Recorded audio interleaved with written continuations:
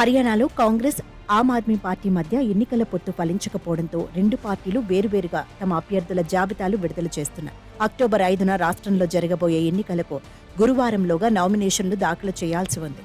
ఆఖరి నిమిషం వరకు పొత్తు కోసం ప్రయత్నించామని, ఫలించకపోవడంతో ఒంటరిగా పోతున్నామని ఆప్ నాయకులు తేల్చేశారు. లోక్సభ ఎన్నికల్లో జంటగా సాగే ఇండియా కూటమి ఐక్యతా సందేశాన్ని ఇటీవలే ఇచ్చామని, ఇప్పుడు వేరుపడితే బావుండదని రాహుల్ భావించి తదనుగుణంగా పొత్తు కోసం ఆయన రాష్ట్ర నాయకుల మీద గట్టి ఒత్తిడి తెచ్చారు. ఇప్పుడు కనుక హర్యానాలో చెయ్యి కలిపితే ఫిబ్రవరిలో ఢిల్లీలో జరగబోయే ఎన్నికల్లో ప్రతిఫలంగా ఆప్ నుంచి ఎంతో సాధించవచ్చునని కాంగ్రెస్ ఆలోచన. కానీ రాష్ట్ర పెద్దలకు, మరీ ముఖ్యంగా భూపీందర్ సింగ్ హుడాకో ఈ పొత్తు వాసన గిట్టకపోవడంతో చివరకు వెన్నుపోటు పొడిచారని ఆప్ నాయకులు అంటున్నారు.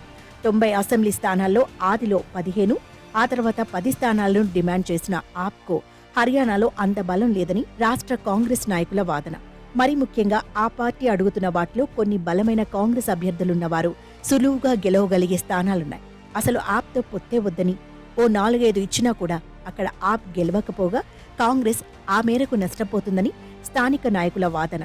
లోక్సభ ఎన్నికల్లో పొత్తులో భాగంగా ఆప్ పోటీ చేసిన కురుక్షేత్రంలో బీజేపీ గెలిచిందని, ఆ ఎన్నికల్లో కాంగ్రెస్ విజయాల ఆధారంగా చూసినప్పుడు ఒంటరి పోరే ఉత్తమం, జంటగా పోతే నష్టమేనని వారి నమ్మకం. 5 ఏళ్ల క్రితం సగానికి పైగా స్థానాల్లో పోటీ చేసిన ఆప్ ఒక్కటీ గెలవని మాట నిజం.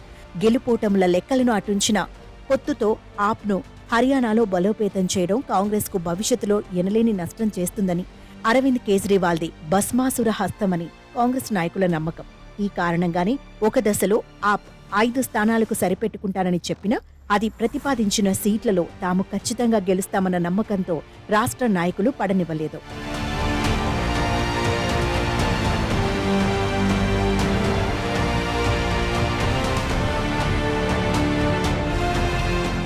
అటు దేశ రాజధాని ఢిల్లీలోనూ, ఇటు పంజాబ్లోనూ తాము అధికారంలో ఉన్నందున ఈ రెండింటి మధ్యన ఉన్న అరవింద్ కేజ్రీవాల్ స్వరాష్ట్రంలో పార్టీ ఎదుగుదల దృష్ట్యా కొన్ని స్థానాలు కీలకమైనవని, వాటినే తాము కోరుకున్నామని ఆప్ అంటోంది. ఇప్పుడు హర్యానాలో పొత్తు పొడవకపోవడంతో రేపు ఈ రెండు పార్టీల మధ్య ఢిల్లీలో పొత్తు ఉండబోదని విశ్లేషణలు జోరుగా సాగుతున్నాయి. ఆఖరు నిమిషంలో ఏమైనా కొత్త మలుపులుంటాయేమో తెలియదు. కానీ ఈ రెండు పార్టీలు విడిపోవడంతో అసలే కష్టాల్లో ఉన్న బీజేపీకి ఇప్పుడు కాస్తంత ధైర్యం వచ్చిందని అంటారు. మంగళవారం బీజేపీ విడుదల చేసిన 21 మంది అభ్యర్థుల జాబితాలో 7 సిట్టింగ్ ఎమ్మెల్యేలకు టిక్కెట్ దక్కలేదు. వీరిలో 2 మంత్రులు, పీసీసీ అధ్యక్షుడు సైతం ఉన్నారు.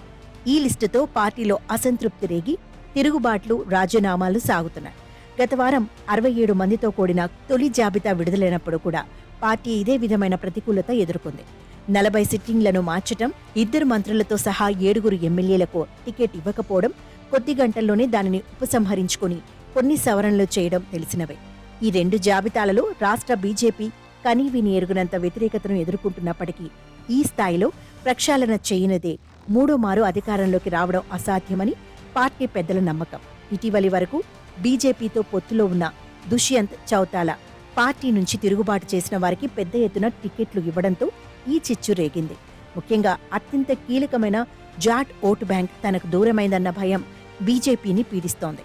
రైతు ఉద్యమాలు, ఆ తర్వాత మహిళా రెజ్లర్ల ఆందోళనలు, బ్రిజ్ భూషణ్ శరణ్ పక్షాన బీజేపీ పెద్దల అనుచిత ప్రవర్తన ఇత్యాదివి జాట్లను పార్టీకి దూరం చేశాయి. కాప్ పంచాయతీలు సైతం పలు తీర్మానాలతో తమ అసంతృప్తిని బాహాటంగా ప్రకటించాయి. అంతర్గత కుమ్ములాటలు కాంగ్రెస్లోనూ ఉన్నాయి. కానీ వినేష్ ఫోగట్, బజరంగ్ పునియా ఇత్యాది యువ జాట్ రెజ్లర్ల ప్రవేశంతో ఈ మారు జాట్ల మద్దతు ఖచ్చితంగా తనకు దక్కుతుందన్న సమధికోత్సాహంలో ఆ పార్టీ ఉంది.